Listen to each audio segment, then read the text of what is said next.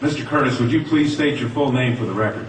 My name is Clinton Eugene Curtis, And where do you reside? Tallahassee, Florida. And what is your profession? I'm a computer programmer. Would you please speak into the microphone so the audience can hear your testimony? I'm a computer programmer. Mr. Curtis, are there programs that can be used to secretly fix elections? Yes, How do you know that to be the case? because in October of 2000, I wrote a prototype for President Congressman Tom Feeney at the company I work for in Oviedo, Florida, that did just that. And when you say did just that, it would rig an election? It would flip the vote 51-49 to whoever you wanted it to go to and whichever race you wanted to win. And would that program that you designed be something that elections officials that might be on county boards of elections could detect? They'd never see it. Mr. Would you answer that question once again? They would never see it. So how would such a program, a secret program that fixes the election, how could it be detected? You would have to view it either in the source code, or you'd have to have a receipt and then count the hard paper against the actual vote total. Other than that, you won't see it. All right, Mr. Curtis, if you had been asked, you or others with your professional expertise had been asked to design a protective program that would protect the Ohio elections from against such software to fix the election, could you have done so? If we've been asked to make a program that can fix the election, sure, anybody can do it. No, could you have designed a program or a procedure or a protocol that would have protected Ohio against this kind of rigging? No, you have to look at the source code. You have to get probably programmers from both or all parties to look at the source code and determine if there's anything in there that shouldn't be there. I mean, it's a simple program. You're adding 1 to a person's total. It's 100 lines of code tops. All right. Are you aware of whether there was any protective action in Ohio against this kind of vote rigging through software? I don't know. You don't know? I don't know. You were not asked to assist in the development of any protective system. Is that correct? No, I was not. In Europe, have you reviewed at all the election results in Ohio? No, I haven't. Okay. Given the availability of such vote rigging software and the testimony that has been given under oath of substantial statistical anomalies and gross differences between exit polling data and the actual tabulated results, do you have an opinion whether or not the Ohio election, presidential election, was hacked?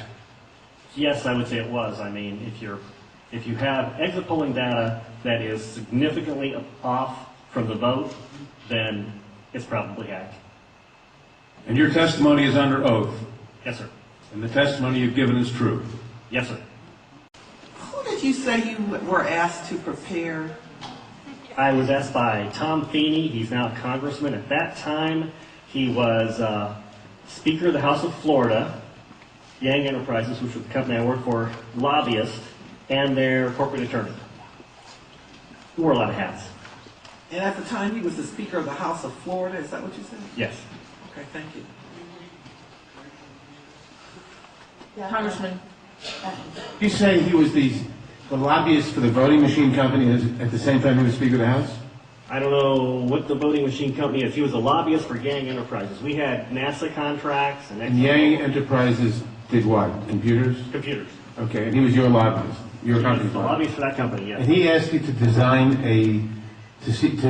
a code to rig an election Yes. while he was Speaker of the Florida House. Yes. This was during or previous to the 2000 election? Yes. October into September. And did he ever express why he wanted a code to rig an election? No, I immediately assumed that they were trying to keep you guys from cheating them. So, so I wrote up the documentation of what you would look for in the source code, how you would make sure that you didn't get, taken advantage of, make sure that all voting machines had receipts, because that way you could back count the ones that looked a little funny. And I handed it By receipts, you mean a paper trail? Yes, paper trail. And I handed that in to Mrs. Yang and said, here's your report, here's your program. And she said, you don't understand, we need to hide the fraud in the source. in the source code. Hide the fraud, not reveal the fraud. Not reveal the fraud because it's needed to control the vote in South Florida, was what she said. That's what she said. That's To your knowledge, was this used? I have no idea. I was ready to leave, so I retired and left the company. Your testimony a moment ago, I think you said just before you left in answer to Congresswoman Tubby Jones' question, that, would you just repeat what you said in terms of the exit polls? Oh, the exit polls should not be significantly different than the vote. And if they were, you would conclude what? I would conclude someone's playing with the vote. Now with the exit polls? That's possible too. Okay, I was going to ask why Something is definitely skewed. something is skewed in one or the other or both. Right. To select which one, you'd have to see where the problem is. Let me ask you one further question. Assuming for the moment that such software, that's what you call it, such software to rig a vote was used in one or more machines in Ohio or in Florida, could you today detect that if you looked at the source code? If you could get the machines and they have not been patched yet, I mean, once they get in and touch them, anything can happen. You can also set timers to do that, but then you see the timers. Then you'd have to take those machines, decompile them, which I couldn't do, but possibly a Microsoft, an MIT, something could do. You might be able to see it. You might. Not necessarily. Depends on how good they are at destroying what they had. Destroying what they had by tampering with the machine afterwards or by programming a destroy instruction in the first place? Right, because since you didn't... Both, either or both? Either or both. You didn't actually see what's in there, so you don't know if the code is running in a single executable or running in various modules. If it's running in modules, you can make the code actually eat itself. Let me ask you one further question. I've been told that people who assume that lots of the election results, or that a large fraction of the election result in any state may have been affected by deliberate fraud in the computer, are paranoid because in order to do that, you have to have access to thousands of machines, and that would be readily detectable. To what extent is that true?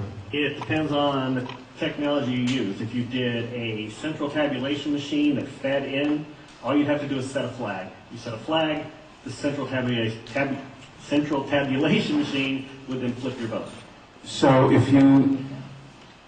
one person putting in bad code in a central tabulation machine could affect thousands and thousands or tens of thousands of votes. Right, and you could activate either automatically, or you could make it so that there's code existing on like an electronic machine that feeds it, where you would punch it in, it would set the flag, the server would see the flag, and then... And if you had a recount, and there were no paper trail, would that be, assuming that had happened, would that be revealable by seeing a discrepancy between what the central tabulator showed and what the individual machines, which had not been tampered with, showed? Not if I wrote it. Why not? In other words, I would make it match. you could work back from the tabulator to the individual machines, so the tabulator would tell the machines to switch their results? Yes, it talks both ways. You can flip it to whatever you need. And they actually do talk to each other, Yes. the As machines long and as the it's tabulator. hooked up, as long as it's networked together, they can talk to each other. So in other words, there is absolutely no assurance whatsoever on anything with regard to these machines. Absolutely none, unless you look at the source code and make sure it's safe before it goes out. Sir, I suspect people will attack you in terms of your credibility. Could you restate once again your credentials? I'm a programmer. I worked for NASA, worked for ExxonMobil, worked for Florida Department of Transportation,